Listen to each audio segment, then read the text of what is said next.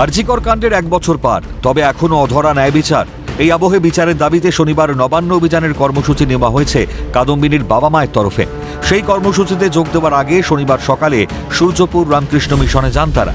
সেখানে বিশেষভাবে সক্ষম শিশুদের সঙ্গে বেশ কিছুটা সময় কাটান কাদম্বিনীর বাবা মা। এরপর সিএনএর মুখোমুখি হয়ে বাঙালি অস্মিতা নিয়ে রাজ্যের শাসক দলকে এক হাত নেন কাদম্বিনীর বাবা। তার প্রশ্ন, বাঙালি অস্মিতা উনি বোঝেন? আমাদের সঙ্গে কেউ যোগাযোগ রাখে না, কেউ না।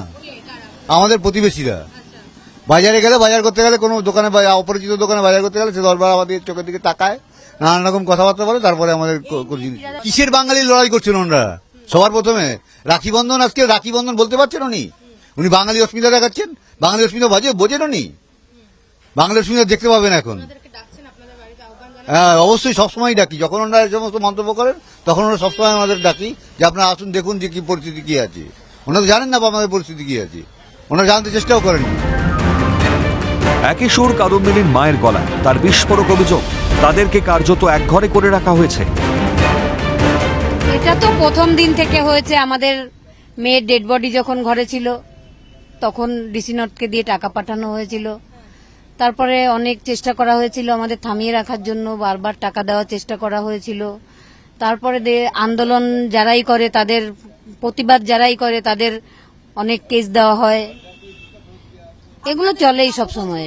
ওটা আছে, কিন্তু এই যারা আমাদের সঙ্গে কথা বলে না, তাদের গায়ে মানুষের চামড়া আছে, কিন্তু মানুষ বলে আমি মনে করি না।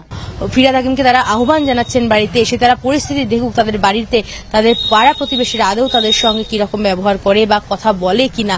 অর্থাৎ তাদেরকে যে একঘরে করে দেওয়া হয়েছে অভিযোগ উঠছে, তার দায় কার্যত শাসক দলের দিকেই ঠেলেছেন।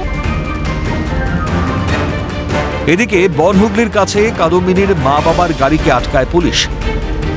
সেখানে গাড়ির ছবি তোলা হয়, তবে কি কারণে গাড়িটিকে দাঁড় করানো হলো সে বিষয়ে নিরুত্তর ট্রাফিক পুলিশ। অন্যদিকে সিবিআই এর তদন্ত প্রক্রিয়া নিয়েও সরব হয়েছে চিকিৎসক সমাজ। সেটা হাইকোর্ট মনে করেছিলেন সিবিআই সেই দায়িত্বভার পাওয়ার পর থেকে আমরা দেখেছি তারা, এবং সেটা শিয়ালদা কোর্টের বিচারকের রায়েও লেখা হয়েছে যে সিবিআই শুধুমাত্র ম্যাগনিফাইং গ্লাস দিয়ে কলকাতা পুলিশের তদন্তটি দেখেছে, এর বেশি কিছু করেনি। অর্থাৎ সিবিআই এখন এই তদন্তর যে গাফিলতি তার থেকে এড়িয়ে যেতে চাইছে। কারণ মানুষের এই স্বতঃস্ফূর্ত আন্দোলনের জেরে আরজিকর কাণ্ডে কি আদৌ ন্যায় বিচার পাবে কাদম্বিনীর পরিবার? প্রশ্নটা কিন্তু থেকেই যাচ্ছে।